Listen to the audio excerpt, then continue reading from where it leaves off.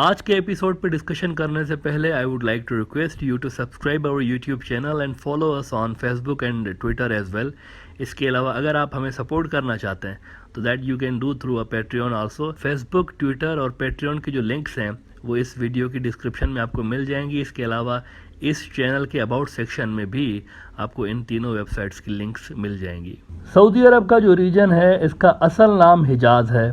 اس کے اوپر سعودی نام اس لیے پڑا کیونکہ جو اس کنگڈم کا فاؤنڈر تھا ان کا نام تھا محمد ابن سعود. تو اس سعود نام کی وجہ سے اس ملک کو سعودی عرب کہتے ہیں، اس کنگڈم کو سعودی عرب کہتے ہیں. پہلا سعودی کنگڈم انہوں نے محمد ابن سعود نے 1744 میں قائم کیا تھا، کوئی 278 سال پہلے. اس کا جو فلیگ ہوتا تھا کنگڈم کا وہ کچھ پاکستان کے جھنڈے سے میچ کرتا تھا. صرف فرق یہ تھا کہ اس میں چاند اور ستارے کی جگہ پر کلمہ لکھا ہوتا تھا، ورنہ گرین اور وائٹ کلر جو تھا وہ تقریباً ایک جیسا ہوتا تھا اس کے اوپر. اچھا، یہ جو پہلی سعودی ریاست سعودی کنگڈم بنا تھا یہ آج کا جو سعودی کا کیپٹل سٹی ہے نا ریاض، یہاں بنائی گئی تھی اور اس کو تب دریا کہتے تھے، اس علاقے کو دریا. آج کا جو ریاض کا شہر ہے نا اس کے باہر اگر آپ جائیں ذرا سا مفاصلے پہ، بہت سارے لوگ براڈر ویو سعودی سے بھی دیکھ رہے ہوتے ہیں تو وہ ذرا جائیں وہاں پر. ریاض سے تھوڑا باہر دریا کے علاقے میں آج بھی کھنڈرات موجود ہیں، جا کر آپ دیکھ سکتے ہیں. یہ بڑا تاریخی شہر ہے، اس کے کھنڈرات ہیں وہاں پر.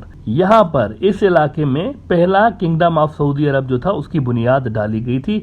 اس کے بعد یہ ہوا کہ کنگ محمد ابن سعود نے ایک بڑا مذہبی اسکالر تھا اپنے وقت کا، شیخ محمد بن عبد الوہاب، ان کے ساتھ انہوں نے سوشل ریلیجس الائنس کیا. شیخ محمد بن عبد الوہاب کے بڑے فالوورز تھے اصل میں، تو اسی لیے کنگ جو محمد بن سعود تھے انہوں نے ان کے ساتھ ایک سوشل ریلیجس الائنس کر لیا اور کئی ارد گرد کے چھوٹی بڑی جو ریاستیں تھیں ان کو ملا کے کنگڈم کو یہ بڑھاتے گئے. تو یہ جو لفظ وہابی یوز ہوتا ہے، اکثر آپ نے سب کانٹیننٹ میں ایک ورڈ سنا ہوگا وہابی، کہ یہ فلاں بندہ وہابی ہے. یہ بھی اصل میں شیخ محمد بن عبد الوہاب کے ریفرنس سے کوٹ ہوتا ہے کہ یہ وہابی بندہ جو ہے اس اسکول آف تھاٹ سے تعلق رکھتا ہے، اس ریلیجس جو اسکول آف تھاٹ ہے اس سے تعلق رکھتا ہے. Basically it's a Salafi school of thought. مسلمانوں کے اندر ایک سلفی اسکول آف تھاٹ ہے. شیخ عبد الوہاب جو تھے، محمد ابن عبد الوہاب، وہ سلفی تھے. بہت سے لوگ غلطی سے دیوبند اسکول آف تھاٹ کو سلفیوں کے ساتھ مکس کر دیتے ہیں اور سمجھتے ہیں کہ یہ دونوں ایک ہی بات ہے. ایسی بات نہیں ہے، دونوں ایک نہیں ہیں. اچھا، افغان طالبان کے لیے بھی بہت سارے لوگ سمجھتے ہیں کہ یہ اور سعودی عرب جو ہے یہ دونوں ایک ہی مسلک ہے. یہ بھی غلط بات ہے. Afghan Taliban basically they are the Deoband, وہ دیوبند ہے، لیکن سعودی دیوبند نہیں ہے، وہ سلفی ہے. دیکھیں دیوبند جو ہے نا، دیوبند اصل میں انڈیا کے اندر موجود ایک مدرسے کا نام ہے. یہاں سے جو بھی اسکالر پاس آؤٹ ہو کے باہر نکلتا ہے نا، گریجویٹ سمجھ لیں آپ، ہو کے جب باہر نکلتا ہے تو یہ اپنے نام کے پیچھے، عالم بننے کے بعد اپنے نام کے پیچھے دیوبند لگا دیتے تھے، دیوبندی. اچھا، اس کے بعد پھر جب کوئی دیوبندی کسی اور جگہ پہ جا کے مدرسہ کھولتا تھا اپنا، تو اس کے مدرسے کے اسٹوڈنٹ بھی نام کے پیچھے دیوبندی لگا دیتے تھے. یہ دیوبند ہے اصل میں. دیوبند کی لنک انڈیا کے ساتھ ہے، سعودی کے ساتھ نہیں ہے. اور اسی طرح سے پھر آپ نے نام سنا ہوگا بریلوی، کہ یہ فلاں بندہ بریلوی ہے. اب بریلوی کیا ہے؟ بریلوی کا کوئی یعنی یہ اس طرح نہیں سمجھے کہ یہ کوئی الگ قسم کی کوئی اسکول آف تھاٹ ہے یا پھر کوئی دوسرا ہی مسلک ہے، ایسا نہیں ہے. انڈیا کا یہ جو اتر پردیش کا علاقہ ہے، اسٹیٹ ہے وہاں کی، اس کے اندر ایک تاریخی شہر ہے بریلی شریف کے نام سے. تو وہاں پر بھی ایک بہت بڑا مدرسہ ہے.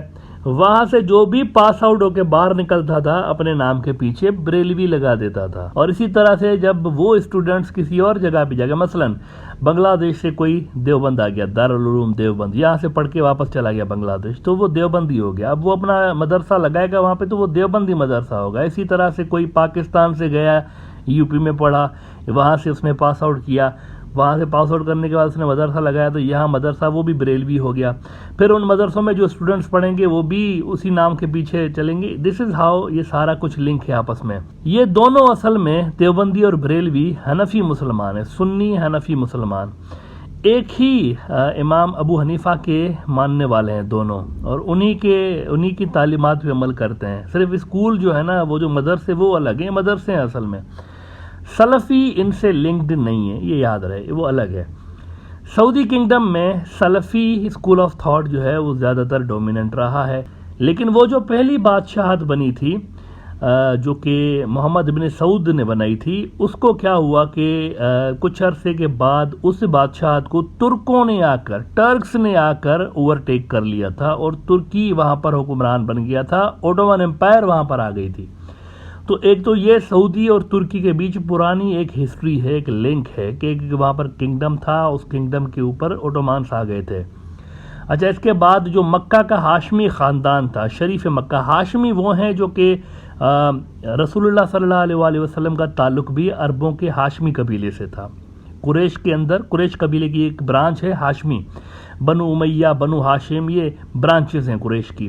تو ہاشمی جو قبیلہ تھا، یہ قریش کا سب ٹرائب سمجھ لیں آپ، وہ ہے نا۔ ہاشمی جو ہے نا آج بھی ہیں، یہ خاندان موجود ہے، ہاشمی ٹرائب آج بھی موجود ہے۔ اور اس وقت بھی میں آپ کو بتاؤں کہ ایک ملک ایسا ہے جہاں پر ہاشمی خاندان حکومت کر رہا ہے۔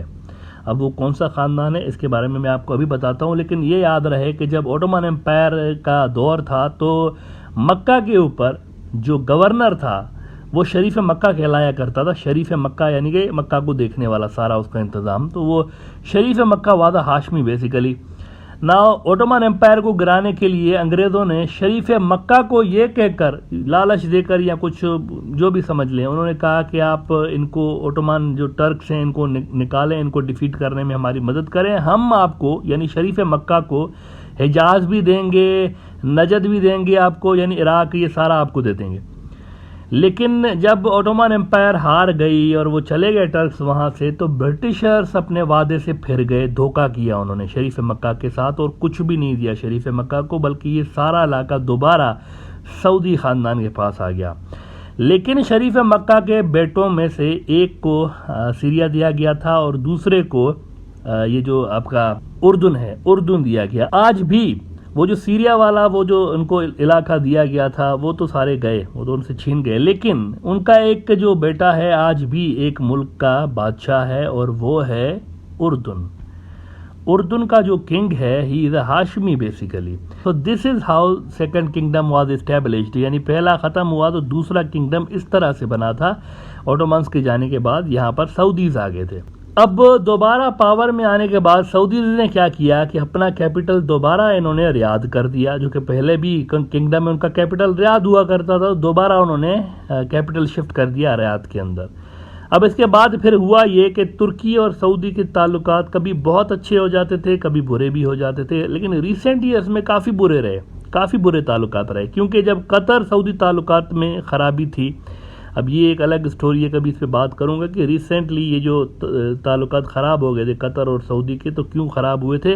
اس وقت کافی اچھے تعلقات ہیں، لیکن بیچ میں خراب ہو گئے تھے۔ تو ان کے اور جب سعودی کے تعلقات خراب ہوئے تو ترکی کے بڑے زبردست ریلیشن اس وقت بھی قطر کے ساتھ تھے، ابھی بھی ہیں، لیکن اس وقت کافی زبردست۔ ترکی جو تھا وہ ایک فرنٹ لائن میں آ گیا تھا ان کی مدد کرنے کے لیے۔ جب بلاکڈ ہو گئی تھی قطر کی، تو ترکی کے جو پروڈکٹس تھے اور ایران کے پروڈکٹس تھے وہ وہاں پر آ رہے تھے۔ اچھا، اس وجہ سے ترکی کے اور سعودی کے پہلے ریلیشنز خراب ہوئے۔ اس کے بعد جمال خشوگی جو جرنلسٹ تھا، اس کا انتقال ہو گیا، یا ان کو قتل کر دیا گیا تھا ترکی کے اندر، تو اس پہ مزید تعلقات خراب ہوئے سعودیز کے اور ان کے۔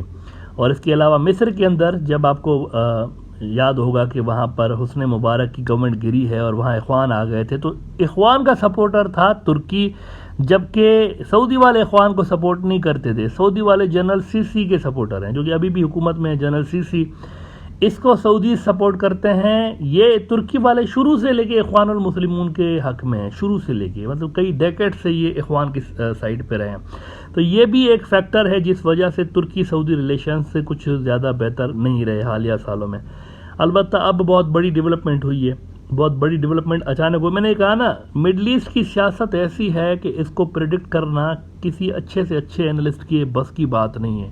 کوئی شیورلی نہیں کہہ سکتا کہ اگلے 2 مہینے 3 مہینے 4 مہینے کیا ہوگا۔ بہت ہی ایک وہاں کی ڈائنامک قسم کی سیاست ہے، کچھ مطلب ایک ایکشن سے بھرپور قسم کی سیاست ہوتی ہے نا، آپ پریڈکٹ نہیں کر سکتے وہاں پہ کیا ہوگا اور کس طرح کے ریلیشنز ہوں گے۔ لیکن برف پگھل رہی ہے ترکی سعودی کی وجہ سے، گڈ تھنگ، ان کی دوستی دوبارہ بن رہی ہے، اور دونوں لگ یوں رہا ہے کہ لانگ ٹرم اسٹرانگ پارٹنرشپ کی طرف بڑھ رہے ہیں، سعودیز اور ترکی۔ سعودی کے کراؤن پرنس محمد بن سلمان ترکی آئے ہیں اتنے عرصے کے بعد، اور بڑا ہی ان کا کامیاب دورہ رہا ہے۔ رائٹرز خبر لگا رہا ہے کہ سعودی crown prince Erdogan meet in Turkey with full normalization in sights. اس خبر کو الجزیرہ یوں لگا رہا ہے کہ a new era Saudi Arabia's Mohammed bin Salman in Turkey as nations mend ties. کئی ارب ڈالرز کی انویسٹمنٹ سعودی عرب کرنے جا رہا ہے ترکی کے اندر۔ ایک اور بہترین کام یہ ہو رہا ہے کہ ایران اور سعودی کے درمیان بھی بیک ڈور رابطے جاری ہیں اور ان کے ریلیشنز میں بھی بہتری آ رہی ہے۔ This is good news for Pakistan also. یہ جو کچھ بھی ہو رہا ہے نا، یہ پاکستان کے لیے بڑا زبردست ہے، کیونکہ پاکستان کے ترکی کے ساتھ بھی اسٹرانگ اسٹریٹجک ریلیشنز ہیں، سعودی کے ساتھ بھی اسٹرانگ اسٹریٹجک ریلیشنز ہیں۔ جب یہ دونوں ملک آپس میں ان کے ریلیشنز خراب ہوتے ہیں تو اس کا اثر پاکستان پہ پڑ رہا ہوتا ہے، کیونکہ ایک طرف ترکی ہے، وہ ان کے خلاف بھی نہیں جا سکتے، دوسری طرف سعودی ہیں، ان کو ہمیشہ پاکستانی کہتے ہیں تو ہمارے بڑے بھائی ہیں، ان کے خلاف بھی نہیں جا سکتے۔ ہمیشہ پاکستان کی انشورنس پالیسی رہا ہے سعودی عرب، جب بھی پاکستان مشکل میں آتا ہے سعودی عرب آپ کو نظر آئے گا یا چائنا نظر آئے گا۔ یہ دونوں ملک اتنے امپورٹنٹ ہیں پاکستان کے لیے، تو پاکستان دونوں کے خلاف نہیں جا سکتا تھا، ترکی کے خلاف بھی نہیں، سعودی کے خلاف بھی نہیں۔ ان دونوں کی دوستی پاکستان کے لیے بہت اچھا ہے۔ انڈیا کے لیے البتہ یہاں پر ایک ایشو ہے کیونکہ they don't have ideal relations with Turkey and it will be hard for them to downgrade Pakistan's role in the Middle East now۔ جیسا کہ مودی صاحب کافی عرصے سے کوششیں کر رہے تھے کہ پاکستان کو آئسولیٹ کروں گا، یہاں سے نکالوں گا، مڈل ایسٹ سے نکالوں گا۔ دیکھیں مودی صاحب کا جو ہندوتوا کا فلسفہ، اگر یہاں پہ کانگریس ہوتی نا انڈیا کے اندر، پاکستان کو بڑا نقصان پہنچا سکتی تھی ان حالات میں۔ لیکن ایک اچھی بات یہ ہوئی ہے کہ مودی صاحب کا جو ہندوتوا کا فلسفہ ہے وہ اب انڈیا کے مڈل ایسٹ کے ملکوں کے ساتھ ریلیشنز پہ اثر انداز ہونے لگا ہے۔ حال ہی میں آپ نے دیکھ لیا اس کا مثال نوپور شرما والی جو کنٹروورسی ہے، آپ نے دیکھا کتنے مڈل ایسٹ کے ملکوں میں کتنا شدید ری ایکشن آیا عرب ملکوں سے، ایسا پہلے نہیں آتا تھا۔ یہ پہلی بار ہوا ہے کہ اتنے سارے عرب ملکوں نے ایک ساتھ پروٹیسٹ کیا انڈیا کے سامنے۔ تو دیکھا جائے تو پاکستان کے لیے یہ بڑی آئیڈیل صورتحال بنی ہوئی ہے اس وقت۔ انڈیا کے ریلیشنز کوئی زیادہ پبلک لیول پر خاص طور پر بڑے برے ہیں ان ملکوں کے ساتھ۔ پاکستان کے اندر کوئی اگر مضبوط ڈپلومیسی کی جائے نا اس وقت تو بڑا فائدہ اٹھایا جا سکتا ہے اس صورتحال کو۔ پاکستان الٹا انڈیا کو ڈاؤن کر سکتا ہے یہاں پہ اگر پاکستان بہتر انداز میں ڈپلومیسی کرے۔ لیکن پرابلم یہ ہے کہ پاکستان کی جو اندرونی سیاست ہے اس کے رولے ختم نہیں ہو رہے، وہ اپنے اندر ہی وہ شہباز شریف عمران خان، شہباز شریف جنرل باجوہ، شہباز شریف فلاں، یہ اسی میں پورے ہیں سارے کے سارے۔ اور اس طرف فائدہ پاکستان شاید وہ نہ اٹھا پائے جو کہ وہ اس صورتحال میں اٹھا سکتا ہے، جبکہ انڈیا کے ریلیشنز خراب ہیں مڈل ایسٹ کے ساتھ اور پاکستان کے جو دوست ملک ہیں ان کی آپس میں دوستیاں ہو رہی ہیں۔ تو یہ ایک آئیڈیل پاکستان کے لیے سچویشن ہے۔ اب دیکھتے ہیں پاکستان کس طرح اس سے فائدہ اٹھاتا ہے، لیکن بڑا وہ کہتے ہیں نا فائدہ اٹھانے جیسا موسم آیا ہوا ہے پاکستان کے لیے۔ لیٹس سی پاکستان کیسے یہاں پر پلے کرتا ہے، لیکن انڈیا کے لیے یہاں پر اس وقت کچھ حالات زیادہ اچھے ہیں نہیں۔